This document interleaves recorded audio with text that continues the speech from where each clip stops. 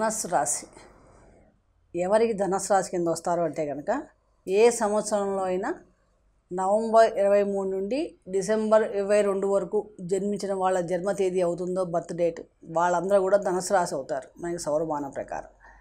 ఈ ధనస్సు రాశి వాళ్ళకి ఈ విశ్వావసనామ సంవత్సరం ఎలాంటి ఫలితాలను ఇస్తుంది అని చూస్తే కనుక మీకు ఏంటంటే సంవత్సర ప్రారంభంలో కొంచెం వృత్తికి సంబంధించిన విషయాల్లో కొంచెం ఒడిదుడుకులు ఉండే అవకాశం ఎక్కువగా ఉంది. చిన్నపాటి రకరకాల సమస్యలు ఒక్కసారిగా చుట్టుముడతాయన్నట్టుగా ఉంటాయి, కానీ క్రమంగా వాటన్నిటిని కూడా మీరు చక్కగా దూరం అవుతారు. ముఖ్యంగా ఏంటంటే ఏ పనైనా చేయాల్సి వచ్చినప్పుడు ముందుగా జాగ్రత్తగా ఆలోచించి నిర్ణయాలు తీసుకోండి. ఎందుకంటే అర్ధాష్టమ శని దోషం కొంచెం ఇబ్బంది పెట్టే అవకాశం ఎక్కువగా ఉంది కాబట్టి వీలైనంత వరకు జాగ్రత్తగా ఆలోచించి ఆచితూచి అడుగులు వేయండి. ఈ సంవత్సరంలో మీకు స్థిరాస్తులు కొనే అవకాశాలు లభిస్తాయి కాబట్టి ఆర్థికంగా కూడా అభివృద్ధి బాగుంటుంది. స్థిరాస్తి వ్యవహారాలు కూడా సరిగ్గా చూసుకొని వాటి డాక్యుమెంటేషన్ అవన్నీ చూసుకొని కొంటే కనుక చాలా అభివృద్ధి వస్తాయి. ముఖ్యంగా మే తర్వాత మీకు పరిస్థితుల్లో క్రమంగా మార్పు రావడం మొదలవుతుందని చెప్పచ్చు. అలాగే ఉద్యోగస్తులు కూడా తమ అత్యుత్తమ ప్రతిభని కనబరుస్తారు. ఈ సంవత్సరం వాళ్ళ పనికి తగ్గ గుర్తింపు ఉంటుంది. ప్రమోషన్స్ వచ్చే అవకాశాలు కూడా కనిపిస్తున్నాయి. వ్యాపారస్తులు చూస్తే కనుక వ్యాపారస్తులు కూడా వారి వారి రంగాల్లో వారు ఏ వ్యాపారం చేసినా వాటిలో వాళ్ళ కొంచెం కొత్త కళలు కానీ కొత్త ప్రొడక్ట్స్ పెంచడం వలన వ్యాపార అభివృద్ధి కూడా కలుగుతుంది.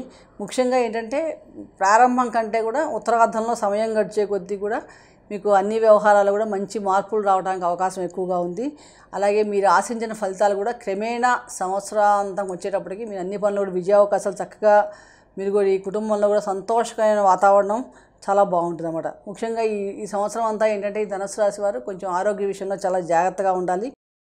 గురువు ఆరాధన మిస్ అవ్వకుండా చేయాలి. దత్తక్షేత్రాలు దర్శించడం, అలాగే శని భగవాన్ శనివారం నాడు శివాలయంలో శివునికి అభిషేకం చేసుకోవడం, నువ్వుల నూనెతో శనిగ్రహం దగ్గర దీపారాధన చేసుకోవటం, దుర్గా ఆరాధన చేయటం వలన చాలా మటుకు ఉత్తమమైన ఫలితాలు పొందగలుగుతారు. కుదిరితే కనుక ప్రతిరోజు నియమ ప్రకారంగా దత్తాత్రేయ స్తోత్ర పారాయణ చేసుకోండి.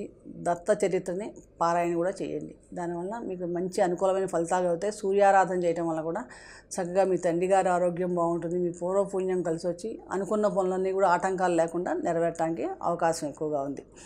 కుదిరితే కనుక గోమాతకి నానబెట్టిన గోధుమలు, నువ్వులు, బెల్లం లాంటివి తినిపించండి.